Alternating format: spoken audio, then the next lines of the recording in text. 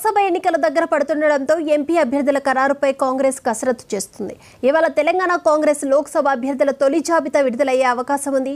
తెలంగాణలోని మొత్తం 17 లోక్సభ స్థానాల్లో 14 స్థానాల్లో గెలిపే లక్ష్యంగా కాంగ్రెస్ టార్గెట్ పెట్టుకుంది.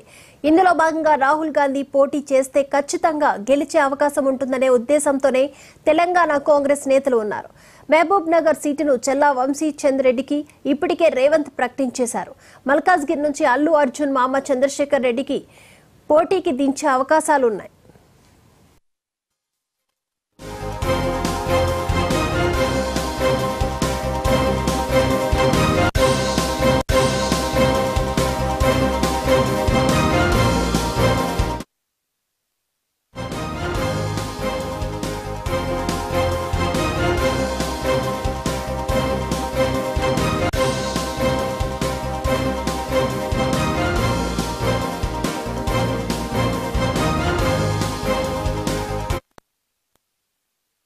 లోక్సభ ఎన్నికల దగ్గర పడుతుండటంతో ఎంపీ అభ్యర్థుల ఖరారుపై కాంగ్రెస్ కసరత్తు చేస్తుంది. ఈ అంశానికి సంబంధించి మరిన్ని అప్డేట్స్ అందించడానికి మా తెలంగాణ స్పెషల్ కరెస్పాండెంట్ సందీప్ సిద్ధంగా ఉన్నారు. సందీప్, తెలంగాణ కాంగ్రెస్ పార్లమెంట్ అభ్యర్థుల జాబితా కాసేపట్లో కూడా ఏఐసీసీ ప్రకటన చేస్తుంది. ముఖ్యంగా నిన్న సాయంత్రం ఏదైతే ఢిల్లీలో ఏఐసీసీ స్క్రీనింగ్ కమిటీ సమావేశం కూడా ముగిసింది. ఏదైతే ముఖ్యంగా సీఎం రేవంత్, అలాగే సిడబ్ల్యూసీ మెంబర్ ఉత్తమ్ కుమార్ రెడ్డి, అలాగే డిప్యూటీ సీఎం బట్టి విక్రమార్క సమావేశంలో కూడా ముఖ్యంగా దాదాపుగా 9 మంది అభ్యర్థులను కూడా ఖరారు చేశారు. ముఖ్యంగా ఏదైతే గత సిడబ్ల్యూసీ సమావేశంలో కూడా ఒక పార్లమెంట్ సెగ్మెంట్స్ గాను 3 పేర్లను కూడా ఇక్కడ నుంచి పీసీసీ పంపించింది. అందులో సర్వేల ప్రకారం కూడా ఒక్కొక్కరు పార్లమెంట్ సంబంధించి ఏఐసీసీ ఒక్కొక్కరిని ఎంపిక చేసింది. ముఖ్యంగా నిజామాబాద్ నుంచి చూసుకున్నట్లయితే ఎమ్మెల్సీ జీవన్ రెడ్డి, అలాగే మల్కాజ్గిరి నుంచి చూసుకున్నట్లయితే చంద్రశేఖర్ రెడ్డి, అలాగే ఇటు మహబూబ్ నగర్ పార్లమెంట్ సెగ్మెంట్ సంబంధించి మాజీ ఎమ్మెల్యే వంశీచందర్ రెడ్డి, అలాగే మహబూబాబాద్ సంబంధించి మాజీ కేంద్ర మంత్రి బలరాం నాయక్, అలాగే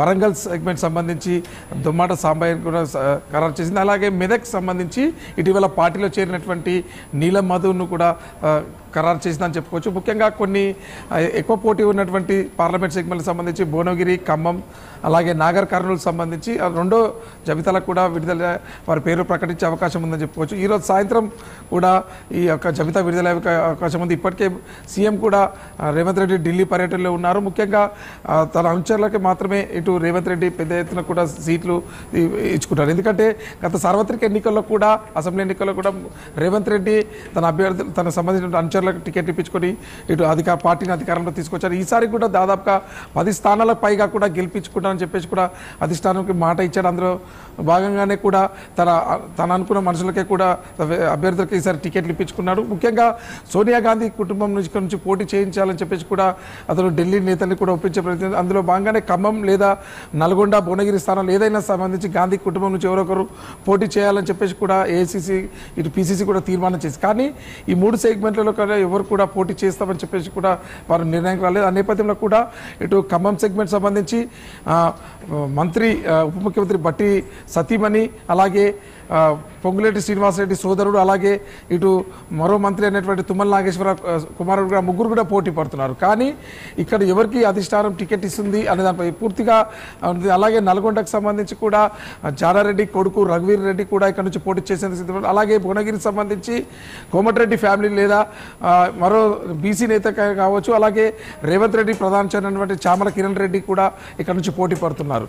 నాగర్ కర్నూలు సంబంధించి బట్టి విక్రమార్క సోదరుడు మల్లు రవితో పాటు అలాగే అల్లంపూర్ మాజీ శాసనసభ్యుడు సంపత్ కుమార్ కూడా పోటీ పడుతున్నారు. అలాగే ఎక్కువ స్థానాలకు సంబంధించి ఎవరైతే ఎక్కువ నియోజకవర్గానికి ఎక్కువ మంది పోటీ పడుతున్నారో అది కూడా 2 లేదా 3వ జాబితాలో కూడా పేర్లు ప్రకటించారు. ఇటు ఇవాళ తెలంగాణతో పాటు మరో 10 రాష్ట్రాలకు సంబంధించిన అభ్యర్థులను కూడా ఈరోజు ఖరారు అవకాశం ఉందని కూడా చెప్పవచ్చు. Right, thank you Sandeep.